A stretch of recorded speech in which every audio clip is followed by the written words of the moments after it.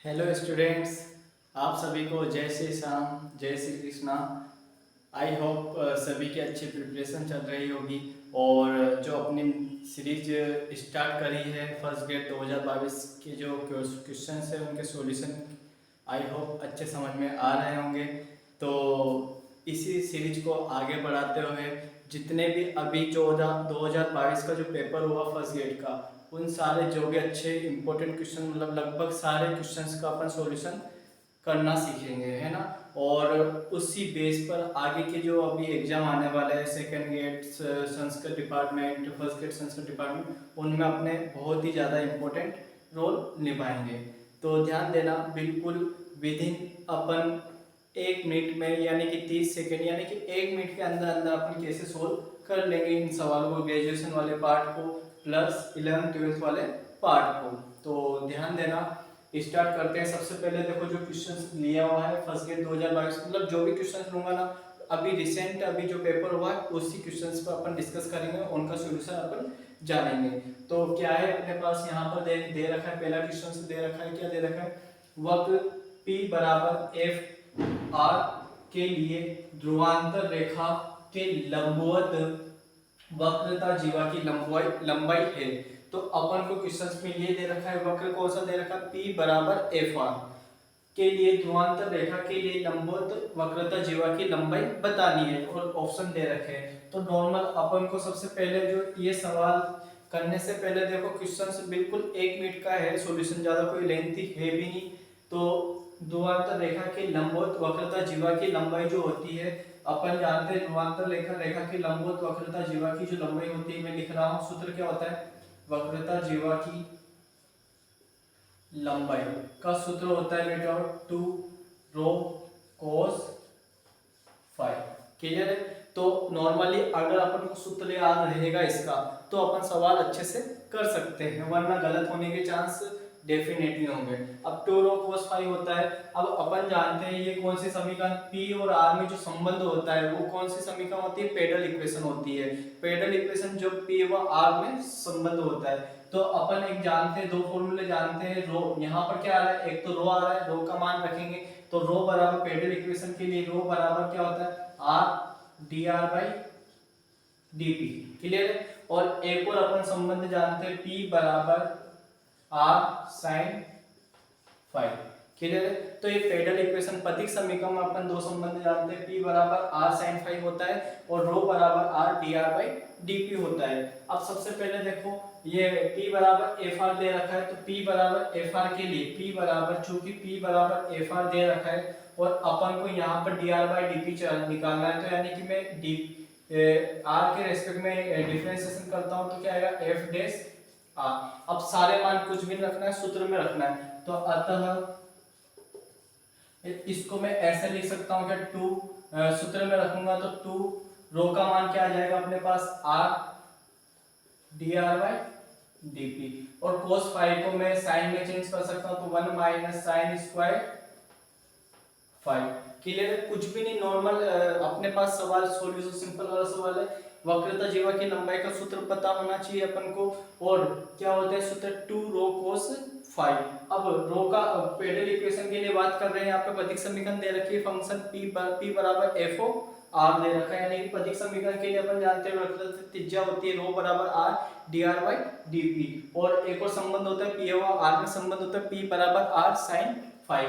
तो यहाँ से मैं साइन फाइव का मान निकालता हूँ, तो साइन फाइव का मान कितना आएगा बेटा, p अपॉन आर। अब सारे मान इसमें रख दूंगा तो अतः जो लंबाई आ जाएगी अपने पास 2 आर, ऐसा कैसे, D R by D P, D P अपन डी आर निकाल ले, इसका उल्टा हो जाएगा अपने पास D R by D P, तो आ जाएगा 1 upon F dash R under root 1 minus sine five का मान अपन निकाल लिया, क्या है पी माइनस का P square upon R square. इसको सिंप्लीफाई करूंगा तो यहाँ पर ध्यान देना 2 R upon F dash are square में एलसीएम ले लेता हूँ तो आ जाएगा R square minus P square, और ये आर बाहर निकलेगा तो ये आर स्क्वायर से आर कैंसिल हो जाएगा, तो फाइनली अपने पास आंसर आ जाएगा, क्या आएगा देखो बेटा 2 upon F dash R under root R square minus P square. तो देखो कितना सिंपल सॉल्यूशन था, बस अपन को सूत्र याद होना चाहिए था। सूत्र याद है तो आराम से अपन वक्रता जीवा की लंबाई निकाल सकते हैं। तो क्या किसके लिए पूछी थी? ध्रुवांतर रेखा के लिए लंबवत वक्रता जीवा की लंबाई। तो सूत्र क्या होता है? 2 rho cos phi होता है। यहाँ पर वक्र कौन सा दे रखा था? पेडल इक्वेशन दे रखा था, जिसके लिए वक्रता जीवा का सूत्र होता है रो बराबर r dr बाई dp होता है, और p बराबर r sin phi होता है। sin phi का मान मैंने निकाल लिया और सारे मान किस में रख दिया? अपन ने सूत्र में रख दिया। इसको सिंप्लीफाई किया तो अपने पास आया result 2/f dash r under root r square minus p square. तो कौन सा ऑप्शन सही है बेटा? p की जगह वापस उसने कुछ नहीं रख रखा है, वक्र रख रखा है। तो अपने पास जो सॉल्यूशन आ जाएगा 2/f dash r under root r square, और p का मान क्या रख दूंगा मैं? fr। तो fr का होल स्क्वायर। तो फाइनली अपने पास ऑप्शन कौन सा हो जाएगा? Second option. तो कितना सिंपल सवाल था। अपन पेडल इक्वेशन दे रखा था और ध्रुवांतर रेखा के लंबवत वक्रता जीवा की लंबाई। तो डेफिनेटली जो अभी जो नया सिलेबस में ग्रेजुएशन वाले पार्ट में कैलकुलस वाली बुक में पेडल इक्वेशन 100% जुड़ा हुआ है और पूरा अच्छे से मेंशन कर रखा है। तो अपने जो आने वाले एग्जाम होंगे उसमें से 2 या 3 क्वेश्चंस आने की संभावना डेफिनेटली है ना। तो इसको अच्छे से करके जाना, क्योंकि बहुत ही सिंपल चैप्टर है अपने पास। इसी प्रकार दूसरा जो क्वेश्चन है अपने पास कौन सा है? ये भी 2022 में बिल्कुल एक लाइन का सवाल है। कैसे होगा ध्यान देना, 11th-12th वाले पार्ट से लिया गया है। सेट ऑफ दे रखा है अपन को, ए दे रखा है, इसी प्रकार सेट ऑफ बी दे रखा है, सेट ऑफ सी दे रखा है। अब किसका मान पूछा है? A cross B intersection A cross C. तो इसके 2-3 तरीके हैं। अगर डायरेक्ट सूत्र याद आएगा तो डायरेक्ट एक लाइन में से हो जाएगा। तो अगर मेरे को सूत्र याद है तो देखो यहाँ पे A cross B intersection A cross C के लिए सूत्र होता है बेटा A cross B intersection C normally. तो देखो ए कॉमन आ रहा है तो A cross B intersection C आ जाएगा। इसका सूत्र ये होता है। तो ए का मान रख दूंगा, क्या रख दूंगा बेटा? 1 2 3 क्रॉस बी इंटरसेक्शन सी लिखना है। तो बी और सी में देखो कॉमन क्या आ रहा है? कौन सा एलिमेंट आ रहा है? 4। तो ये 4 आ जाएगा। इनको क्रॉस कर देंगे तो अपने पास फाइनली आ जाएगा 1 4, फिर किससे मल्टीप्लाई करूंगा? 2 4, फिर आ जाएगा 3 4। तो फाइनली अपने पास जो सॉल्यूशन आ जाएगा, देखो एक लाइन में आंसर आ गया अपने पास। सूत्र दे रखा था, क्या पूछा था? A cross B intersection A cross C. तो फाइनली इसका सूत्र होता है A cross B intersection C. एक सेट ऑफ ए रख दिया और बी इंटरसेक्शन सी निकाल दिया अपन ने, क्या आ रहा था? 4, और क्रॉस मल्टीपल कर दिया अपन ने। तो 1 को 4, फिर 2 को 4, 3 को 4। कौन सा ऑप्शन सही है? सेकेंड ऑप्शन सही है।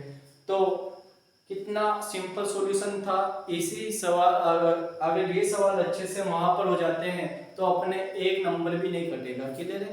तो और इसको अलग कैसे कर सकते हैं? या तो पहले ए क्रॉस बी निकाल लो, फिर निकाल लो ए क्रॉस सी निकाल लो, और दोनों का क्या देख लो? इंटरसेक्शन देख लो। उससे भी आ सकता है। अगर फॉर्मूला याद नहीं हो तो डायरेक्ट एक्स ए क्रॉस बी निकाल लो, फिर ए क्रॉस सी निकाल लेंगे, फिर दोनों का क्या देख लेंगे? इंटरसेक्शन सी देख लेंगे, इंटरसेक्शन देख लेंगे, तब भी आंसर वही आएगा। तो नॉर्मली अपन ने फर्स्ट ग्रेड 2022 में जो क्वेश्चंस बने हुए हैं उन पर अपन डिस्कस किया है और सॉल्यूशन अच्छे से किया है कि कितना अपन शॉर्ट एंड स्वीट तरीके से विद इन 1 मिनट में अपन कैसे सोल्व कर सकते हैं, यहाँ भी और वहाँ भी।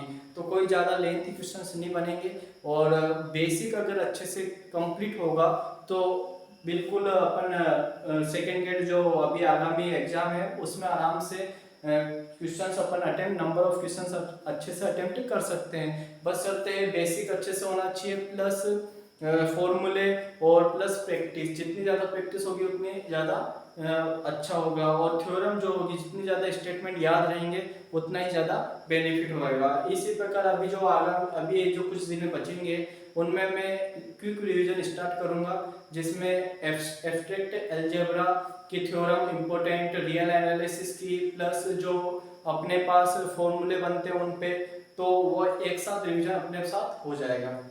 आज के लिए इतना ही, बाकी का नेक्स्ट शिफ्ट क्लास में। Thank you very much.